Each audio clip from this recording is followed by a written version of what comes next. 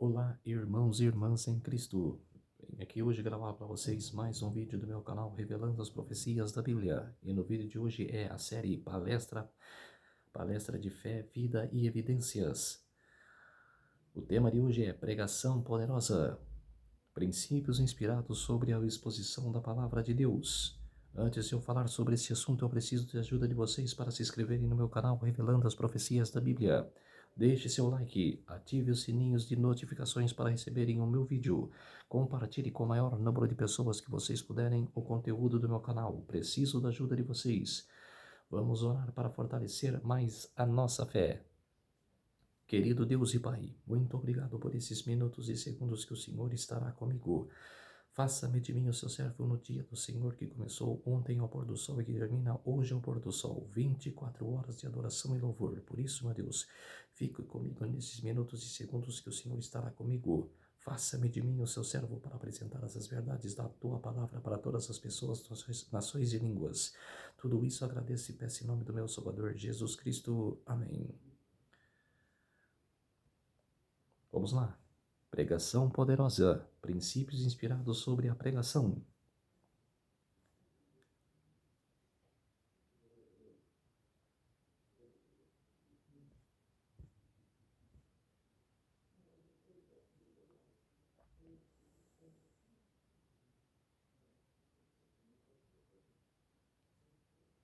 Aí fala, o mundo da Bíblia, a existência da Bíblia como um livro para o povo, é o grande benefício que a raça humana tem experimentado. Toda tentativa para menosprezar a Bíblia é um crime contra a humanidade. Exatamente. Testemunhos para a Igreja, volume 5, na página 87. A pregação do Evangelho é um instrumento escolhido por Deus para a salvação das pessoas. Exatamente. The Herbert Herald, junho de 23 de junho de 1891. Cristo é o modelo do ministro. As lições de Cristo devem ser cuidadosamente estudadas, e os assuntos, estilos e forma do discurso devem ser imitadas pelo divino padrão. Exatamente, devemos se preparar. Homilética, modelo divino, é a ciência ou arte de elaborar e expor o sermão. O primeiro conteúdo é o conteúdo do sermão, mensagem. Segundo, como apresentar um sermão, forma. O terceiro, o pregador, o mensageiro. Quarto, o exemplo de Cristo. Exatamente, se você estiver pregando tanto em vídeos ou lá diante das pessoas, você tem que ser o exemplo, que você está pregando a palavra de Deus. Evangelismo, na página 187. São estes os nossos temas. Cristo crucificado pelos nossos pecados. Cristo ressuscitado dentre os mortos. Cristo nosso intercessor perante Deus. E intimamente relacionada com esses assuntos acha-se a obra do Espírito Santo, representante de Cristo enviado com poder divino e com dons para os homens. Sua persistência, sua vinda pela segunda vez, em glória e majestade, sua dignidade pessoal, sua santa lei exaltada. São os temas que têm sido abordados com simplicidade e poder. Ombreiros Evangélicos, 159 e 160, página no ano de 1915. Seja a ciência da salvação o tema central de todo o sermão, de todo o hino. Seja manifestado em toda a súplica. Não introduzais em vossas pregações coisa alguma que seja em suplemento a Cristo.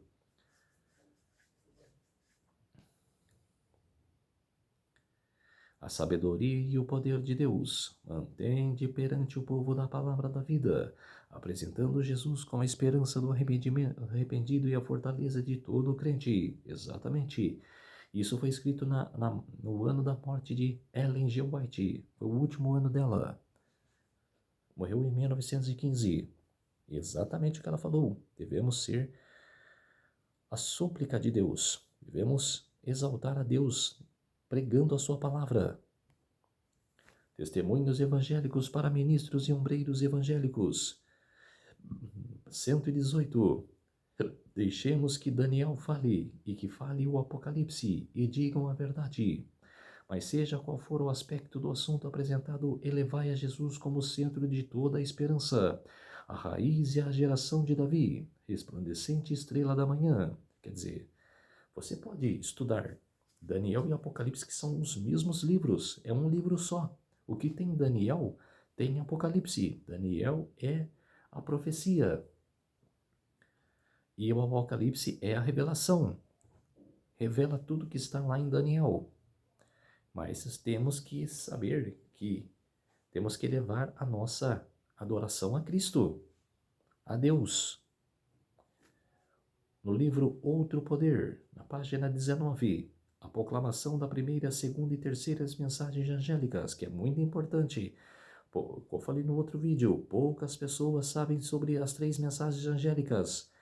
Poucas não, muitas pessoas não sabem, porque os líderes religiosos não aplicam, não pregam, e o povo fica à mercê de saber sobre as 3 mensagens angélicas. Não sabem. Está em escassez aqui no mundo. Se você perguntar para uma pessoa o que é as 3 mensagens angélicas, ela vai falar, não sei, porque não é ensinada. For marcada pela palavra da inspiração, nenhuma estaca ou prego deve se remover. É tão essencial agora como sempre foi. Sejam repetidas aqueles que estão em busca da verdade.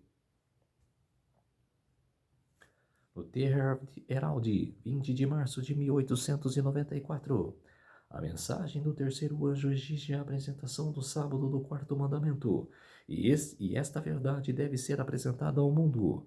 Mas o grande centro de atração, Jesus Cristo, não deve ser deixado fora da mensagem do terceiro anjo. Exatamente. Ombreiros evangélicos, na página 301. Isso, porém, eu sei, que as nossas igrejas estão perecendo por falta de ensino sobre o assunto da justiça pela fé em Cristo e verdades semelhantes. Quer dizer, ela escreveu no século XIX. Imagine agora que está perecendo por falta de ensino, principalmente das profecias. Estamos em Laodiceia. E o que é descrito lá em Laodiceia? Rico sou, tenho tudo, mas não sabes que é desgraçado por dentro. Não sabes que falta ensino para o povo. Você que senta nas cadeiras da igreja, você está aprendendo coisas que todo quarta, sábado e domingo falam. Você não aprende coisa nova. E sempre evangelho, sempre programação da igreja, programação não sei daquilo. Chega! Aprenda coisa nova. Vai até a Bíblia Sagrada e estuda as profecias. Isso é a coisa nova. E não ficar acompanhando a programação da igreja. The Herald, 1º de abril de 1890. Várias pessoas escreveram perguntando se a mensagem justificação pela fé e a mensagem do terceiro anjo, e respondi-lhes, é verdadeiramente a mensagem do terceiro anjo. Isso é Ellen G. White que está escrevendo. Que escreveu, né? No livro Outro Poder, página 21. O passar do tempo em 1844 foi um período de grandes acontecimentos, expondo ao nosso admirado olhar a purificação do santuário que ocorre no céu, e tendo clara relação com o povo de Deus na terra, e com as mensagens do primeiro, do segundo e dos terceiros anjos, desfraldando o estandarte que havia à inscrição, os mandamentos de Deus e a fé de Jesus. Principalmente aqui, ela falou assim, o passar do tempo em 1844, que teve o desapontamento.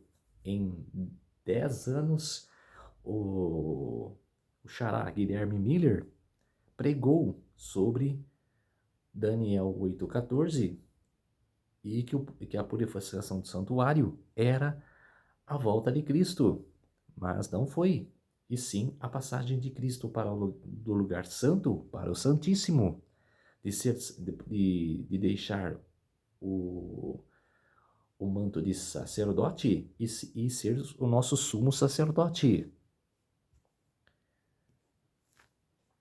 Aí continua na página 21, do outro poder.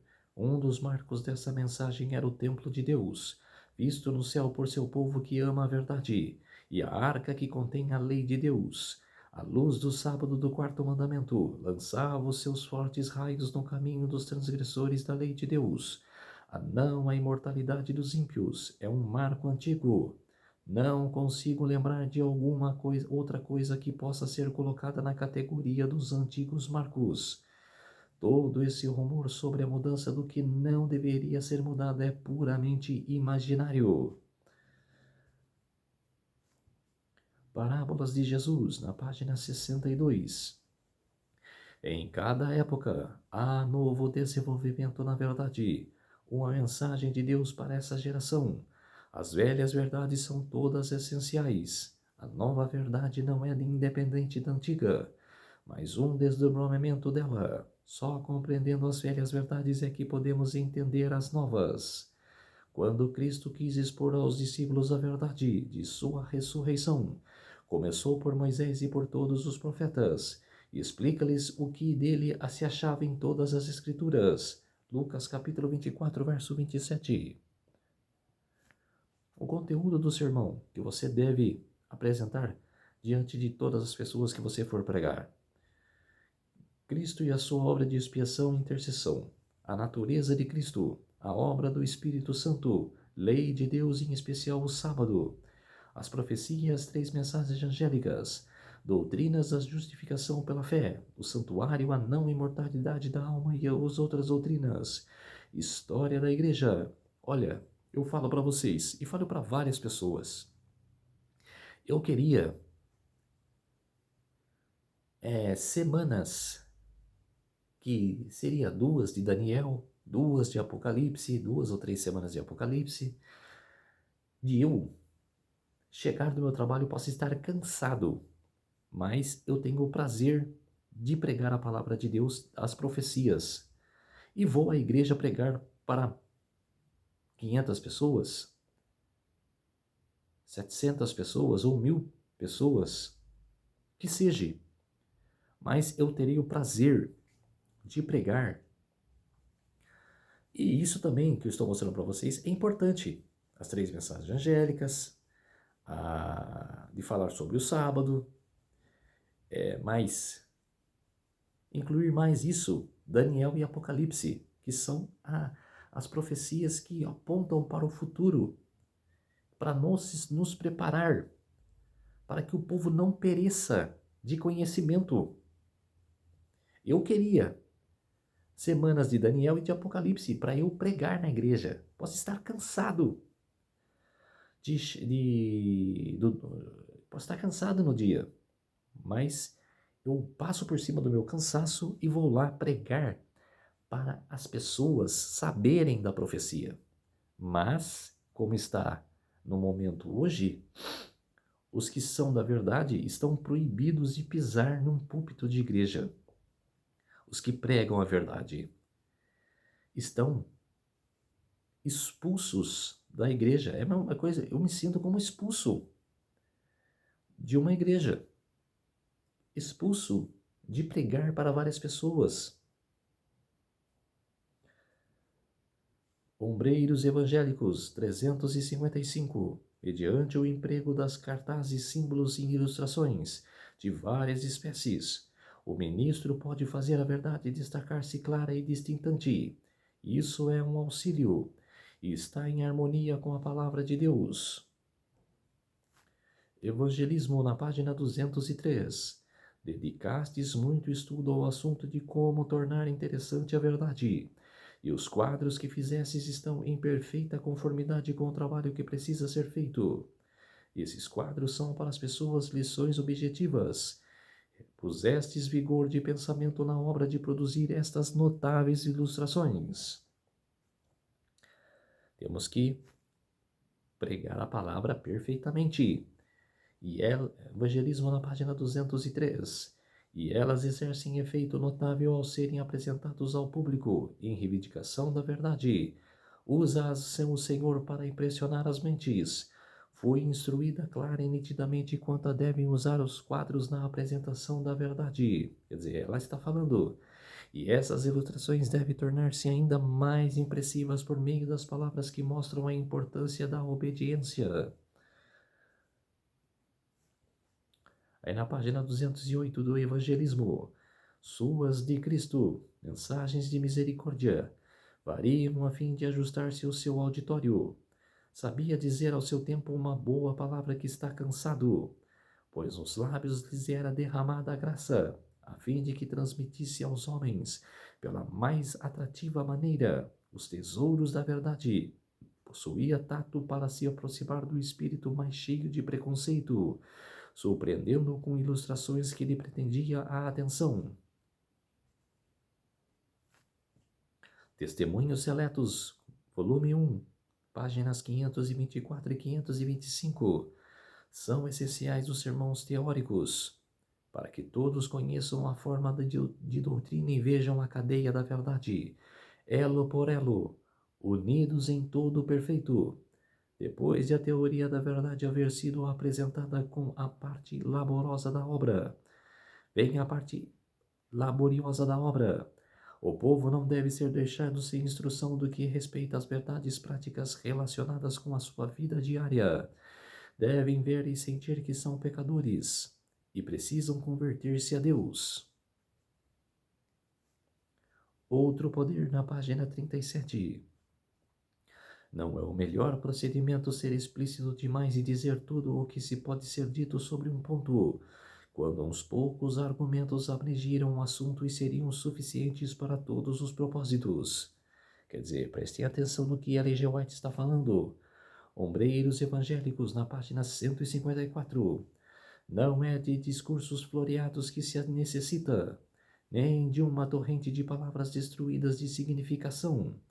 Nossos ministros devem falar de maneira que ajudem o povo a aprender a verdade vital. Meus irmãos, não vos alcanceis as alturas em que o povo comum são os que possa seguir. E onde pudesse eles acompanhar-vos, não seriam beneficiados nem receberiam bênçãos. Ensinai as simples lições dadas por Cristo. Evangelismo na página 171. No ensino de Cristo não existe raciocínio longo, rebuscado e complicado. Ele fera a tecla justa. Serviço cristão, na página 162. Nossas reuniões devem oferecer o maior interesse possível. Deve imperar ali a própria atmosfera do céu. As orações e discursos não devem ser prolixos e enfadonhos, apenas para encher o tempo. Todos devem espontaneamente e com a pontualidade contribuir com a sua parte. Esgotada a hora, a reunião deve ser pontualmente encerrada. Desse modo será conservado vivo o interesse. Nisso está o culto agradável a Deus. Exatamente, que nós devemos subir no púlpito para pregar a verdade e não distorcer a palavra de Deus, e no tempo certo, no tempo estimado. Não alongar em assuntos que está erronho, medonho, como se diz, e estender mais. Tem que estender em assuntos que são profecias. Aí sim, 1h30, quase 2 horas. Ensinar profecias. Evangelismo na página 56. Em seus discursos, Cristo não lhes apresentou muitas coisas de uma vez, para não lhes confundir a mente. Fez com que cada ponto se tornasse claro e distinto. Não menosprezava as expedições de antigas e familiares verdades proféticas, se elas servissem ao seu propósito de inculcar as ideias.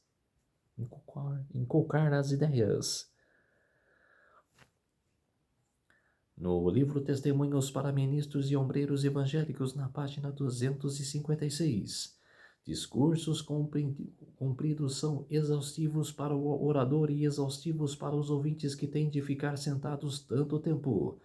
A metade da matéria apresentada seria de maior benefício para que o ouvinte do que a grande quantidade entornada pelo orador. O que é apresentado na primeira hora tem muito mais valor se o sermão termina aí. do que as palavras que são proferidas na meia hora adicional. Quer dizer, se você levar muito tempo, por exemplo, você pode dividir em 2 dias, prega 1h10 mais ou menos num dia, e prega no outro dia mais meia hora ou até 1 hora, para que não possa cansar o que estão sentados para escutar e ver. Testemunhos para ministros evangélicos na página 257. Tenho conservado isto diante de meus irmãos e do ministério. Eles têm rogado que não se alonguem em seus discursos.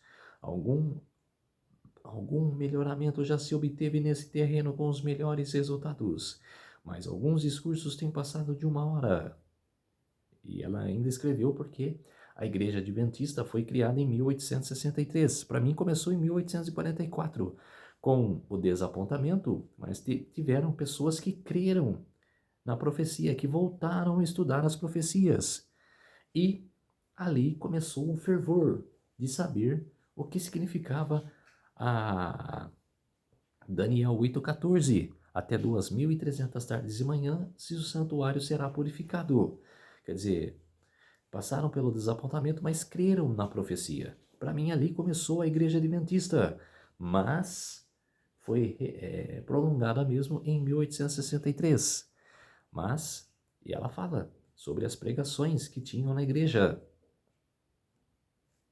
Como apresentar um sermão? O primeiro, uso de ferramentas para a apresentação da mensagem. O segundo, ajustar a mensagem à audiência. Terceiro, contemplar teoria com exemplos de aplicação prática. Quarto, não ir a detalhes desnecessários, jamais.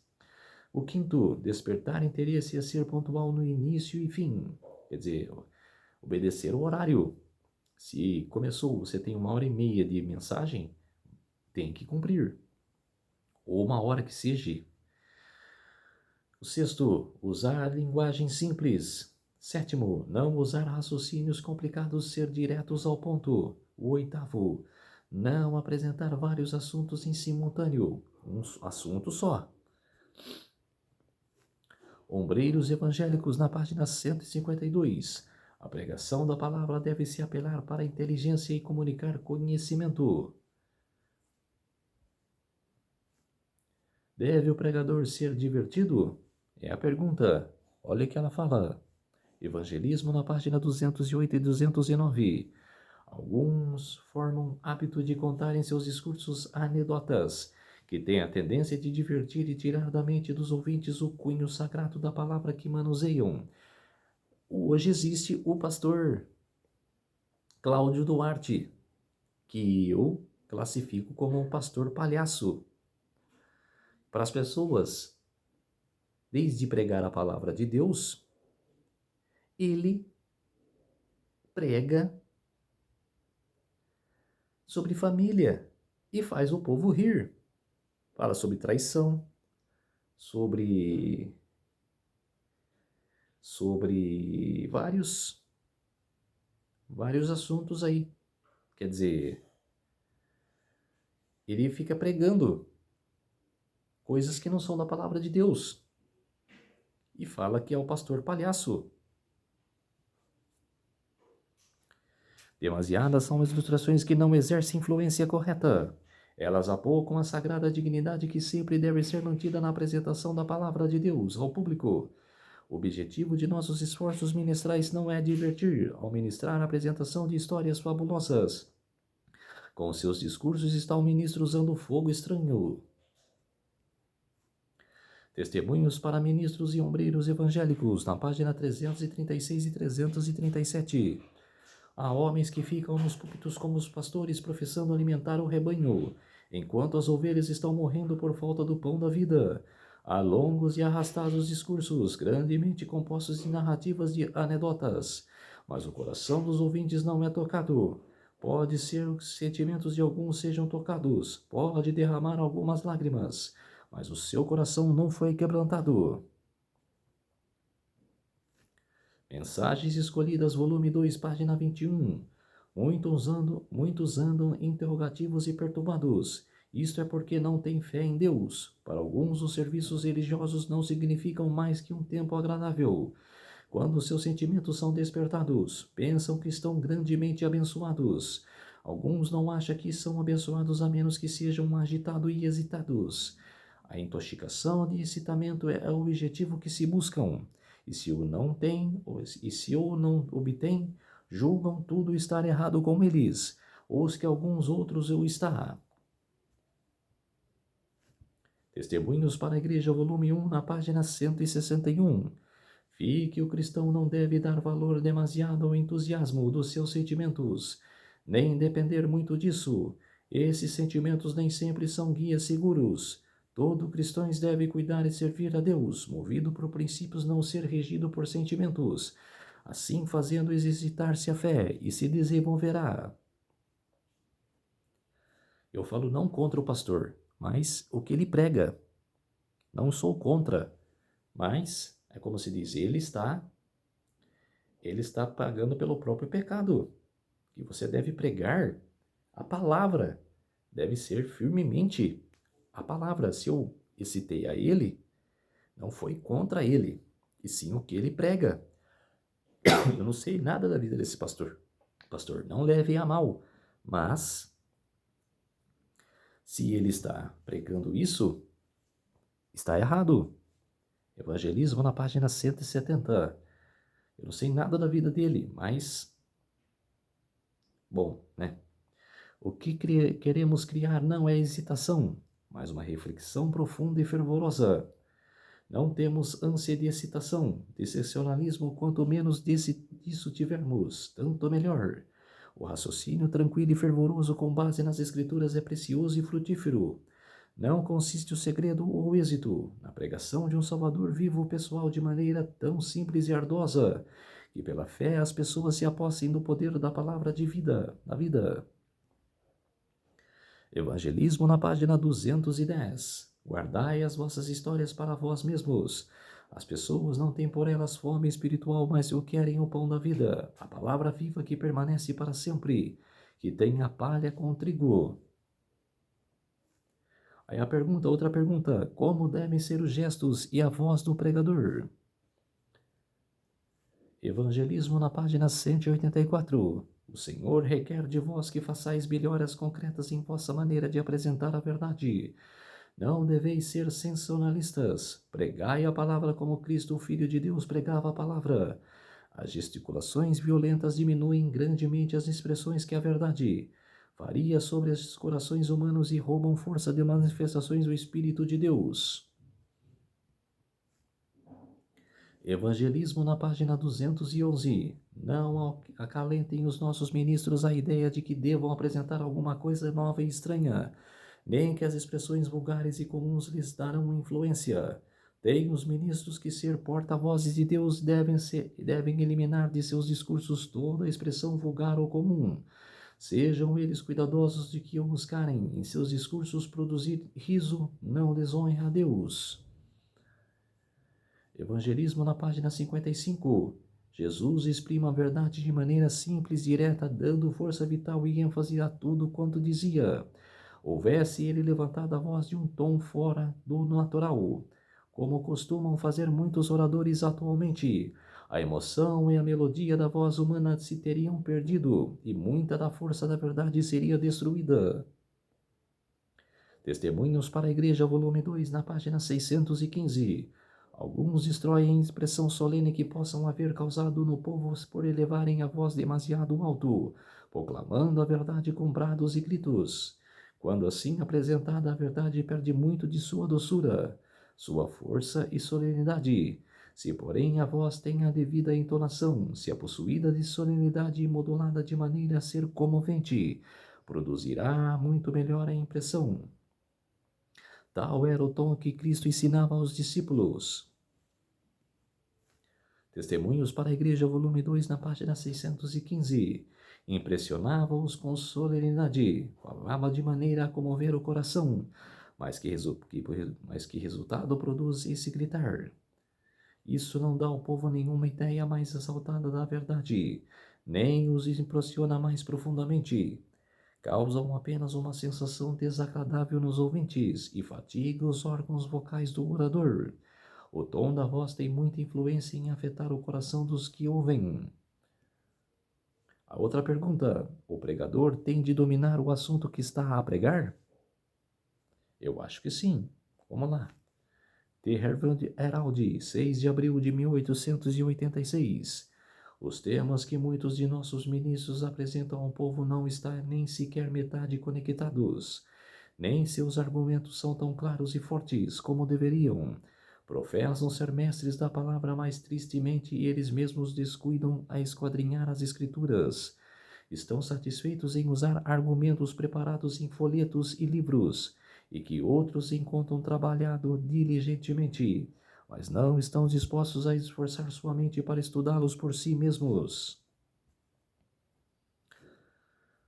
Aí, The Herald, 6 de abril de 1886. Para poder ter uma prova completa de seu ministério, os que abrem a palavra de Deus a outros devem esquadrinhar as escrituras diligentemente.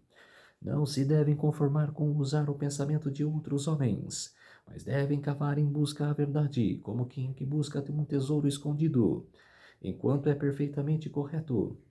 Copilar ideias de outras mentes. Não devem sentir satisfeitos em torná-las e repeti-las como os papagaios.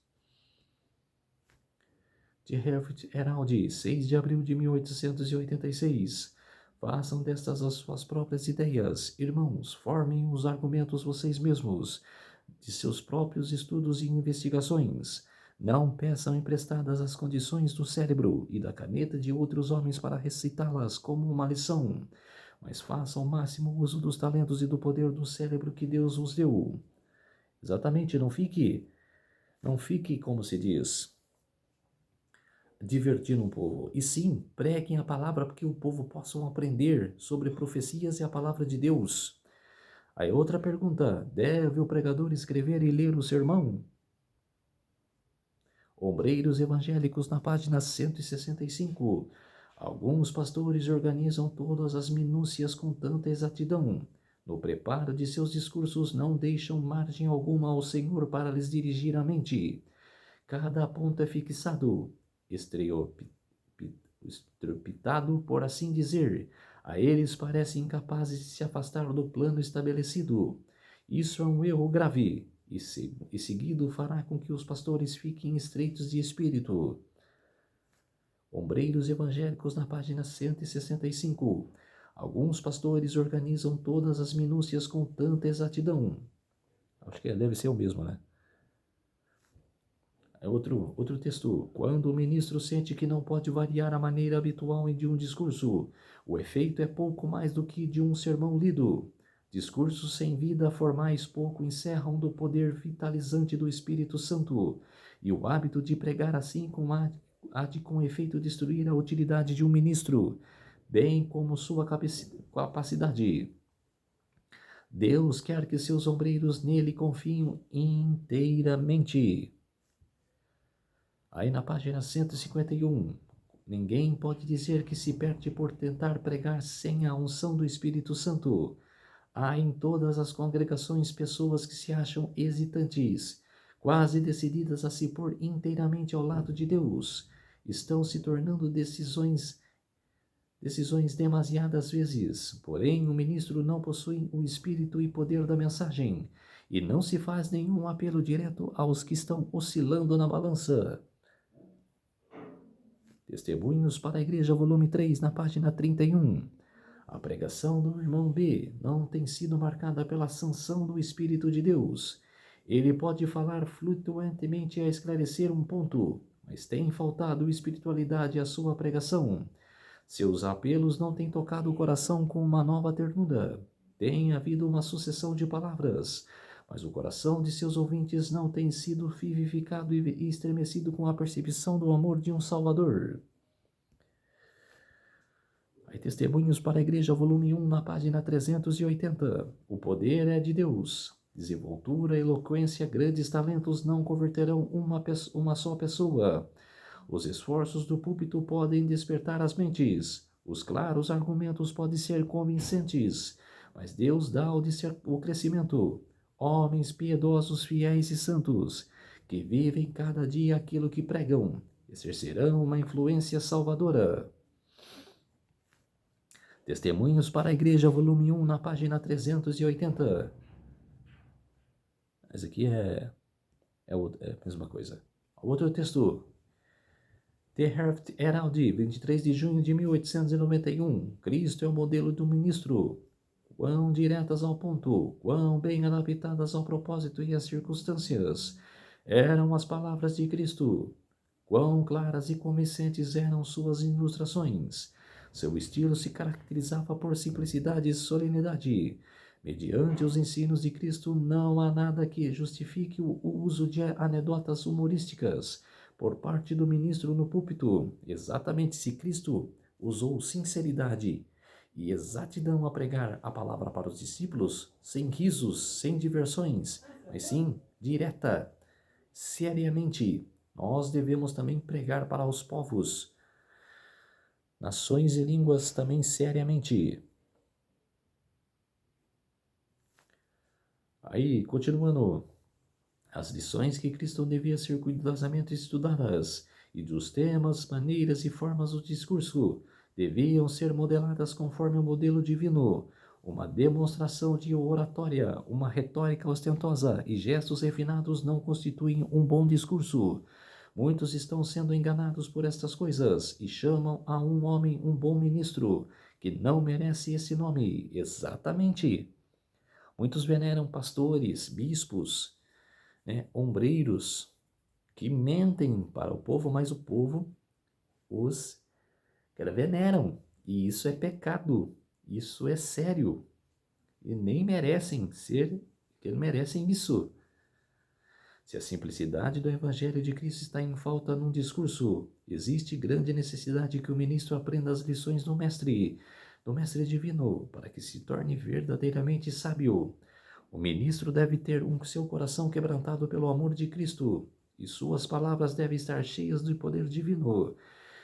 Ele deve ser preenchido por Jesus, fazendo dele o centro de atração, a fonte de todo o poder. A verdade, como está em Jesus, será eficaz a converter almas a Deus. The Herald, 23 de junho de 1891. A santa verdade deve ser apresentada na sua verdadeira simplicidade, pois para esse tempo, quando o fim de todas as coisas está à porta, o caminho do Senhor está sendo preparado, e a terceira mensagem angélica irá iluminar toda a terra com sua glória. Testemunhos para a Igreja, volume 5, na página 493. Quando a palavra é exposta, vocês devem lembrar-se de que é a voz de Deus que ele está falando por meio de seu servo. Aí foi o povo de Deus. Essa foi a pregação da palestra Fé, Vida e Evidências. Vamos orar para fortalecer mais a nossa fé. Querido Deus e Pai, muito obrigado por esses minutos e segundos que o Senhor esteve comigo. Fez-se de mim o seu servo para apresentar essas verdades para todos os povos, nações e línguas. Tudo isso agradeço e peço em nome do meu Salvador Jesus Cristo. Amém. Então, povo de Deus, se inscreve no meu canal Revelando as Profecias da Bíblia, deixe seu like, ative os sininhos de notificações para receberem o meu vídeo e compartilhe com o maior número de pessoas que vocês puderem o conteúdo do meu canal. Preciso da ajuda de vocês. Um feliz sábado a todos e até o próximo vídeo. Tchau!